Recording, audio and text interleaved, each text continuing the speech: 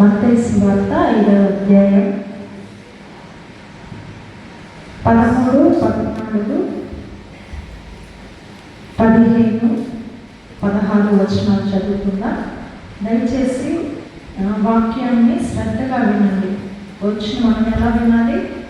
శ్రద్ధగా వినాలి. దేవుని మాటల్ని మనం నేర్చుకోవాలి. మత్తయి సువార్త 5వ అధ్యాయం 13, 14, 15, 16 వచనాలు చదువుతున్నాం. మీరు లోకమునకు ఉప్పై ఉన్నారు.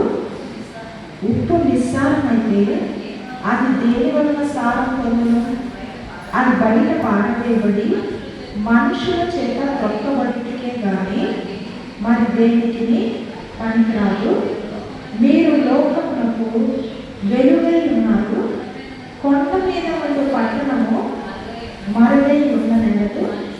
మనుషులు దీపం వెలిగించి కొంచెం క్రింద పెట్టరు కానీ అది ఇంతమంటూ వారికి అందరికీ వెలిగించుటకై దీపస్తంభం మీదనే పెట్టుదురు. మనుషులు మీ శక్తులను చూచి పరలోకమందున్న మీ తండ్రిని మహిమపరచినట్లు వారి యొక్క మీ వెలుగు ప్రకాశించును. ఏదైనా దేని గురించి పంచుకోవాలి అని ఆశపడతామంటే ప్రభువు నాకు ఏదైతే మాట్లాడుతున్నారో అదే మాటల్ని బోధించడం కాదు, పంచుకోవడం.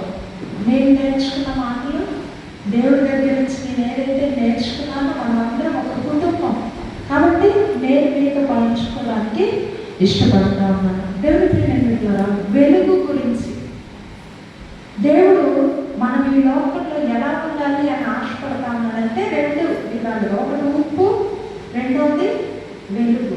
నేను ఈరోజు ఉప్పు అనే దాని గురించి ధ్యానం చేయాలన్న ఆలోచన లేదు, వెలుగు గురించి. ఉదయకాలమే వెలుగు గురించి ఆలోచన చేస్తున్నప్పుడు మనని ఎందుకు అసలు దేవుడు వెలుగుగా ఉండమన్నాడు? చాలాసార్లు దైవ సేవకులు మాట్లాడుతూ చెప్పాడు, ఈ 2 కూడా ప్రజలకి ప్రయోజనకరమైనవి కాబట్టి దేవుడు అలా చెప్పి ఉన్నాడు. నిజంగా మనం లోకానికి ఎలా ఉండాలి అని ప్రభు ఆశపడతా ఉన్నాడంటే ప్రయోజనకరంగా ఉండాలి. చరిత్రను చూస్తే ఎన్నో సంవత్సరాల నుంచి పూర్వకాలం నుండి చరిత్రను చూస్తూ ఉంటే క్రైస్తవులు లోకానికి ఎలా ఉన్నారు? ప్రయోజనకరంగా ఉన్నారు.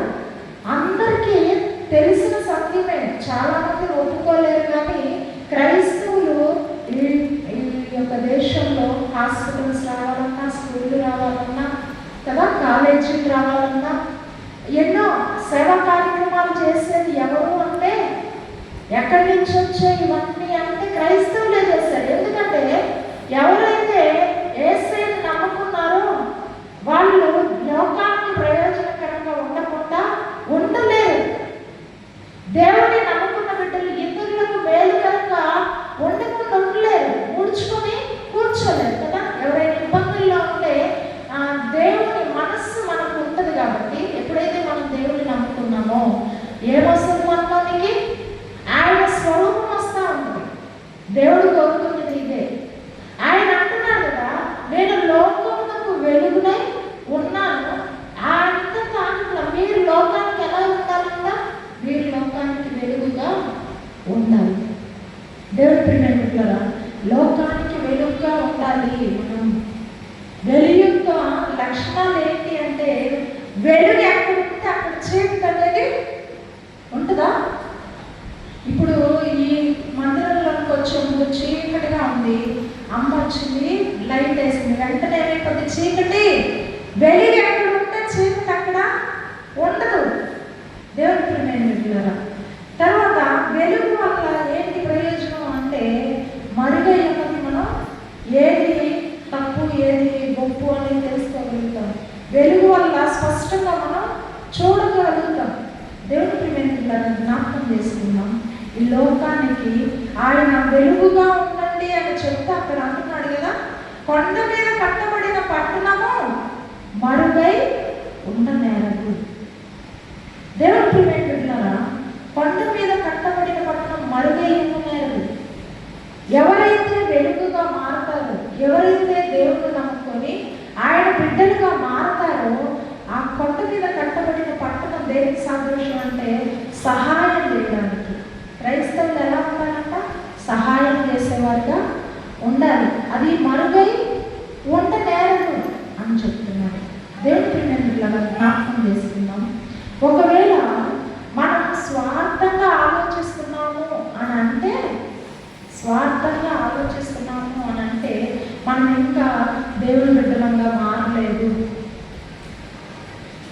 ఒక వ్యక్తి రక్షించబడిన తర్వాత ఏం జరుగుతూ ఉండాలంటే రూపాంతరం జరుగుతూ ఉండాలి. గొంగలి పురుగు ఏ విధంగా సీతకోక చిలుకగా మారిందో క్రైస్తవులు కూడా అదే విధంగా రోజు రోజుకి రూపాంతరం చెందుతూ ఉండాలి. దేవుని ప్రియమైనట్లుగా కొండ మీద కట్టబడిన పట్టణం మరుగా ఉండగలిగిందా? ఎవరికైనా ఫస్ట్ ఏది కనపడింది? చెప్పండి. కొండ మీద ఉన్న పట్టణమే మొట్టమొదట కనపడింది. ఇప్పుడు కోటకు కొండ వెళ్తూ ఉంటాయి, ఏం కనపడింది ఫస్ట్ కదా? ఎత్తు మీద కొండ మీద ఏదైతే ఉంటుందో అది మరుగై ఉండనేరదు. అలాగే క్రైస్తవులు ఎప్పుడైతే దేవుడి బిడ్డలుగా మారుతారో వారు ఇతరులకి సహాయం చేయకుండా ఎప్పటికీ కూడా ఉండలేదు. దేవుడి ప్రియమైనట్లుగా జ్ఞాపకం చేస్తున్నాం. మనం స్వార్థపరులంగా ఉండకూడదు అని దేవుడి యొక్క ఉద్దేశం, దేవుని ఆలోచన. ఒకసారి ఆలోచన చేసుకుందాం. ఎప్పుడైనా మనం ఎవరికైనా ఉపయోగకరంగా ప్రయోజనకరంగా ఉన్నామా లేదా? దేవుడి ప్రియమైనట్లుగా ఎన్నో సంవత్సరాలు మన జీవితంలో గడిచిపోతా ఉన్నాయి. ఎవరికి వారమే మన అవసరతలు చెల్లితే చాలు, మనం బాగుంటే చాలు, మనకు మనమే ఒక గోడ కట్టేసుకుంటాం. కానీ ఆ గోడ దాటి కదా, ఆ గోడ దాటి బయటికి ఎవరికి కూడా ఉపయోగపడాలి అని ఎప్పుడు కూడా ఆలోచన చేసుకున్నాం. మన వల్ల ఎవరికైనా ప్రయోజనం ఉందా? మన వల్ల ఎవరికైనా ఉపయోగం ఉందా? ఎప్పుడైనా మనల్ని బట్టి ఎవరైనా సంతృప్తి చెందారా అనేది ఆలోచన చేసుకుంటా ఉండాలి. ప్రతి దినం మనల్ని మనం పరిశీలన చేసుకుంటా ఉండాలి. నీ ఎదుట ఎవరో బాధపడుతున్న వాళ్ళు వచ్చారు, నీ వల్ల ఆదరణ పొందారా? ఇబ్బందిలో ఉన్న వాళ్ళు వచ్చారు, నీ వల్ల వాళ్ళ అవసరత కొద్దిగా తీరిందా? దేవుడి ప్రియమైనట్లుగా దేవుడి బిడ్డలుగా ఒకరి ఇబ్బందుల్లో ఉన్నాము అంటే వాళ్ళు మన దగ్గరకు వచ్చి అడిగే వరకు మనం చూడకూడదు. ఏం చేయాలి? మనం స్పందించే వరంగా ఉండాలి, మనం సహాయం చేసే వరంగా ఉండాలి. కొండ మీద కట్టబడిన పట్టణంలాగా మనం ఉండాలి. దేవుడి ప్రియమైనట్లుగా జ్ఞాపకం చేసుకున్నాం. ఒక హాస్పిటల్ లాగా ఉండాలంట. మనం ఎలా ఉండాలి? హాస్పిటల్కి వెళ్ళిన వాళ్ళు ఏమంటారు?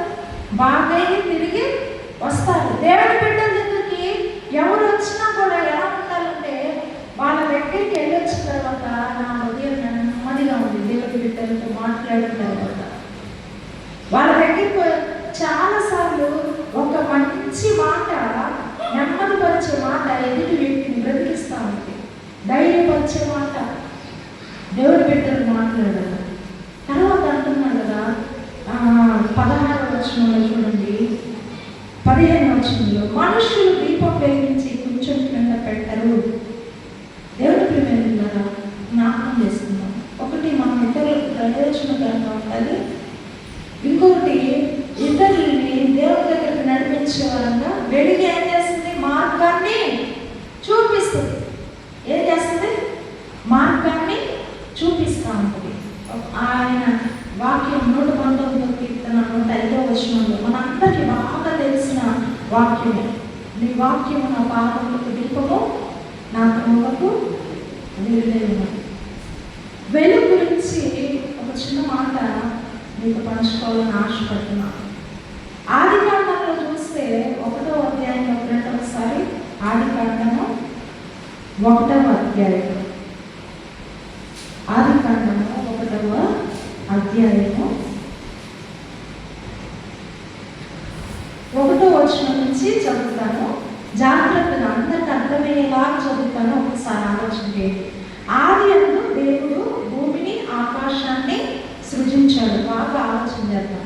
భూమి నిరాకారం శూన్యంగా ఉంది, చీకటి అగాధ జలముల పైన కమ్మి ఉందంట.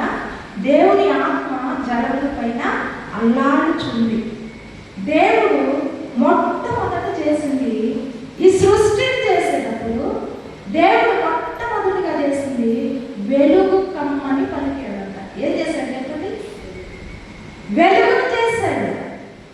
చేసిన వెంటనే ఆ వెలుగు ఎప్పుడైతే ఈ లోకంలోకి వచ్చిందో చీకటి పారిపోయింది. దేవుడు ప్రియమైనట్లుగా అప్పుడంట దేవుడు అనుకున్నాడంట, వెలుగు మంచిదైనట్టు దేవుడు చూచాడు. ఎలా ఉందంట వెలుగు? ఈ మాటలు ఈ అధ్యాయం చదివేటప్పుడు మొదటి రోజే వెలుగు చేశాడు దేవుడు.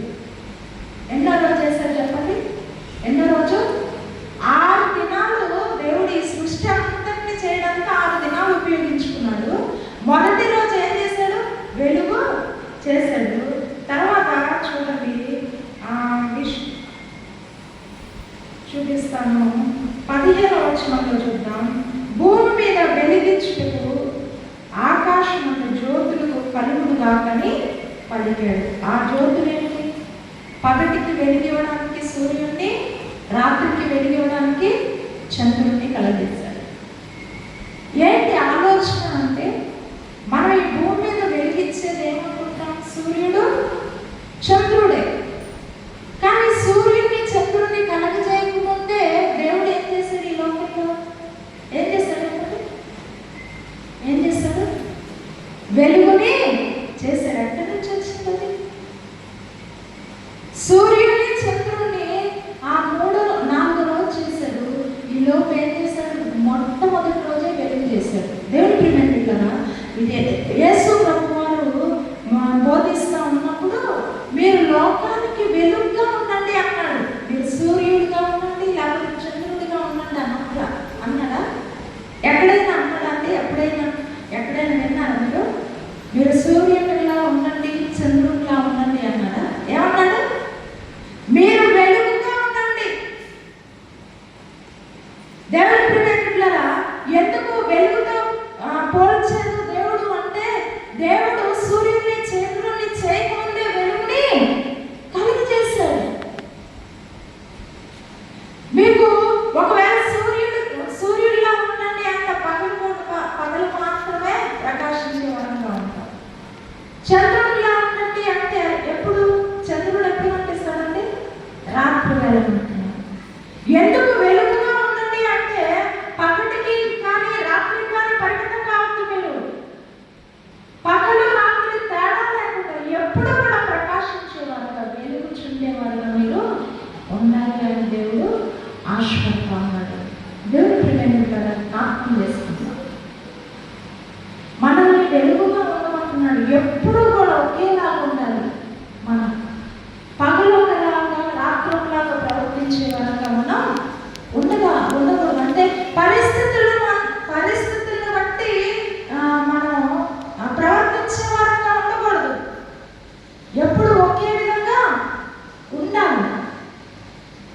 సూర్యుడు కేవలం పగలు మాత్రమే వెలిగిస్తాడు, చంద్రుడు కేవలం రాత్రి మాత్రమే ప్రకాశిస్తాడు. కానీ వెలుగు, దేవుడు మనల్ని వెలుగుగా ఉండమంటున్నాడు. అన్ని పరిస్థితుల్లో ఎల్లప్పుడూ వెలిగించుకునే వరంగా మనం ఉండాలి. ఎలా అంటే, జనరేటర్ తెలుసు కదా?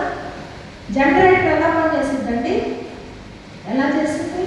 కరెంట్ లేకపోయినా కూడా జనరేటర్ ఉంటే వెలుగు అనేది ఉంటుంది. మనం అలా ఉండాలి అని చెప్పేసి దేవుడు మాట్లాడుతూ ఉన్నాడు. దేవుడి ప్రియమైనట్లుగా మనకు ఆయన వెలుగుగా ఉండాలంటున్నాడు. మనల్ని కూడా లోకానికి వెలుగుగా ఉంటున్నాడు. దేవుడి ప్రియమైనట్లుగా 27వ కీర్తన 1వ అధ్యాయంలో దేవుడు నాకు ఎలా ఉన్నాడని భక్తుడు అంటున్నాడంటే, వెలుగుగా రక్షణగా ఉన్నాడు అంటున్నాడు.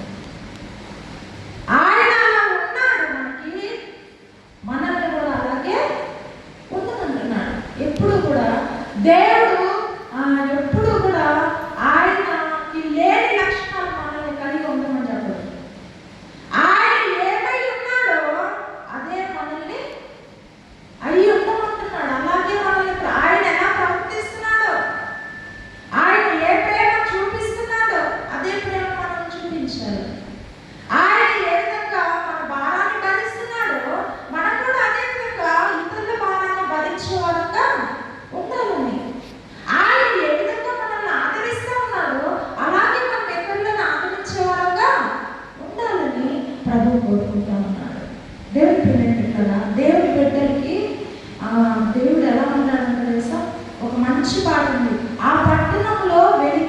ఇవ్వడానికంటే సూర్యుడైనా చంద్రుడైనా అక్కర్లేదు. ఆ పట్టణంలో యెహోవా దేవుని మహిమయే ఎప్పుడు ప్రకాశిస్తూ ఉంది. క్రైస్తవుల జీవితంలో అది ఉంటే పనేది, ఇది ఉంటే పనేది ఏమి లేదండి. దేని మీద మనం ఆధారపడాల్సిన అవసరం లేదు, ఎవరి మీద మనం ఆధారపడాల్సిన పరిస్థితి లేదు. ఎప్పుడు కూడా మనకు వెలిగి ఇవ్వడానికి ఎవరున్నారు? దేవుడే ఉన్నాడు. దేవుని మహిమయే ఎప్పుడైతే మనం దేవుని నమ్ముకుంటామో మనం ఆయన మనలో ఎవరు ప్రకాశిస్తూ ఉంటారంటే దేవుని మహిమయే ప్రకాశిస్తూ ఉంటుంది. ఎంత చక్కగా ఉంటుంది ఆ పాట. ఆ పట్టణంలో వెలిగించుటకు సూర్యుడైనా చంద్రుడైనా అక్కర్లేదు. ఆ పట్టణంలో దేవుని మహిమయే ప్రకాశిస్తుంది. దేవుని ప్రియమైన ఈరోజు దేవుడి మాటలు వింటున్నాం, అందరూ జ్ఞాపకం చేసుకోవాల్సింది ఏంటంటే, ఎవరి మీద ఆశ పెట్టుకొని, దేని మీద ఆశ పెట్టుకొని ఒకవేళ నిరాశ పడతా ఉన్నాం నేను. ఈ రాత్రి దేవుడు అంటున్నాడు, ఒకవేళ సూర్యుడి గురించి చంద్రుడి గురించి నువ్వు అవి నాకు వెలుగునిస్తాయి అనుకుంటున్నావా? అది కాదు. ఎవరు మనకి వెలుగు? దేవుడే. నువ్వు దేన్ని నమ్ముకున్నావో, నువ్వు ఎవరి మీద ఆధారపడ్డావో వారికి ఒకవేళ చేతులెత్తి వచ్చుకొని నీకు వెలుగు ఇవ్వడానికి, నీకు సహాయం చేయడానికి, నీ జీవితంలో ఆగిపోయిన ప్రతి పనిని కొనసాగించడానికి ఆయన మహిమ ఎప్పుడు కూడా మీకు తోడుగా ఉంటుంది. మనం దేనికి భయపడాల్సిన పని లేదు, మనం ఏ పరిస్థితికి భయపడాల్సిన పని లేదు. దేవుని ప్రతి పరిస్థితిలో మహిమ కలిగిన ఆ దేవుడు మనకి సహాయం చేసేవాడిగా ఉన్నాడు. ఆయన అలాగే ఉన్నాడు, మనల్ని అలాగే ఉండమంటున్నాడు. వెలుగు దేనికి సాదృశ్యం అంటే, ఏ పాప కార్యం జరగాలన్నా చీకట్లో జరిగింది, వెలుగులో జరిగిందా? ఆలోచన చేయండి. ఏ బ్యాంకు దొంగతనం జరగాలన్నా చీకట్లో జరిగింది కదా. ఏ తప్పు చేసే వాళ్ళైనా చేయాలంటే చీకట్లో చేస్తారు, వెలుగులో చేస్తారు. వెలుగులో దేవుడి వెలుగుగా ఉంటామని ఎందుకంటున్నానంటే, మన జీవితాలు అందరికీ కూడా ఎలా ఉండాలంటే తేట తెల్లంగా ఉండాలి. మన జీవితాలు అందరికీ చీకటి అంటే మనలో ఏయో మనం దాచిపెట్టుకునేవి వీళ్ళ జీవితాలు ఎంత వెలుగు సంబంధమేమో, ఎంత పవిత్రతకు గుర్తు. వెలుగు దేనికి గుర్తు? పరిశుద్ధతకు గుర్తు. దేవుడి పిల్లలు పరిశుద్ధంగా ఉండాలి. మన పరిశుద్ధతని అందరూ చూడగలగాలి. మన పరిశుద్ధతను బట్టి, మన నీతియుక్తమైన జీవితాన్ని బట్టి, మన యథార్థ ప్రవర్తన బట్టి అనేక మంది దేవుని దగ్గరికి నడిపించబడాలి. దేవుడి పిల్లలు జ్ఞాపకం చేస్తున్నాం. వెలుగు అంటే యథార్థత, వెలుగు అంటే నీతియుక్తమైన జీవితం, దాచిపెట్టుకునే జీవితం కాదండి. దేవుడి పిల్లలు జ్ఞాపకం చేసుకున్నాం. మనం కొండ మీద కట్టబడిన పట్టణంలాగా ఉంటే అనేకులకు మన జీవితాలు ప్రయోజనకరంగా ఉండాలి. రెండవది, దీపస్తంభం మీద పెట్టబడిన దీపంలా ఉండాలి. అనేక మందికి దారి చూపేవారన్నమాట. ఆయన వాక్యం ఎలా ఉందంటే, త్రోవకు నా పాదాలకు దీపము, నా త్రోవకు వెలుగు. ఈ రెండింటితో పోల్చాడు. కొన్నిసార్లు మనం పట్టుకొని వెళ్తున్న దీపం ఆరిపోవచ్చు, కానీ అది ఆరిపోయినా కూడా మన త్రోవకు ఎలా ఉంటాడంటే, ఆయన ఎలా ఉంటాడంటే వెలుగుగా కదా. దీపం ఎంత దూరం వచ్చింది, అందులో ఎంత మనం నూనె పోస్తామో అంత దూరం ఆ నూనె అయిపోయిన తర్వాత, కానీ ఆ వెలుగుగా ఉన్నాను అంటున్నాడు ఆయన. ఒకవేళ నువ్వు ఏదైతే నింపావో దీపంలో నూనె అయిపోయేంత వరకు అది నీకు వెలిగిస్తుంది, కానీ ఆయన ఎలా ఉన్నాడంటే సంపూర్ణమైన మన జీవితం అంతటికి మార్గాన్ని చూపించగలిగినంత వెలుగు ఆయన. మన అంతవరకు కూడా మనకి వెలిగివ్వగలడు ఆయన. దేవుడికి వెంటనే జ్ఞాపకం చేసుకుందాం. ఎందుకు వెలుగుగా ఉండమంటున్నాడంటే, వెలుగు వల్ల ప్రయోజనం ఉంది. వెలుగుగా మన జీవితాల్లో ఉంటే అనేక మంది ఆ వెలుగులో దేవుడు తెలుసుకుంటారు. అనేక మంది యేసయ్య దగ్గరికి నడిపించబడతారు. చాలా బాగా బాధాకరమైన విషయం ఏంటంటే మనం క్రైస్తవులంగా అనేక మందిని దేవుని దగ్గరికి నడిపించాల్సిన వారిని అనేక సార్లు మనం అనేక మంది దేవుని దగ్గరికి రాకుండా ఆటంకంగా ఉంటాం. కానీ ఒకవేళ ఈ రాత్రి ఒకసారి పరిశీలన చేసుకున్నాం, మనం అనేక మందిని ప్రభు దగ్గరికి నడిపించే వెలుగుగా ఉన్నామా, లేకపోతే చాలా మంది దేవుని దగ్గరికి రావడానికి మనమే ఆటంకంగా మార్చబడి ఉన్నామా అనేది ఆలోచన చేసుకున్నాం ఒకసారి. యేసయ్యందుకు నాకు వెలుగుగా ఉన్నావు నా జీవితానికి, ప్రతి పరిస్థితిలో నాకు మార్గాన్ని చూపించే వెలుగుగా ఉన్నావు, నన్ను నడిపించే వెలుగుగా ఉన్నావు, నేను కూడా నా జీవితాన్ని వెలుగుగా మార్చుకునే కృపనివ్వు అని చెప్పేసి ప్రార్థన చేసుకున్నాం అండి. 10 నిమిషాలు ప్రార్థన చేసుకున్నాం, మోకరించి ప్రార్థన చేసుకున్నాం.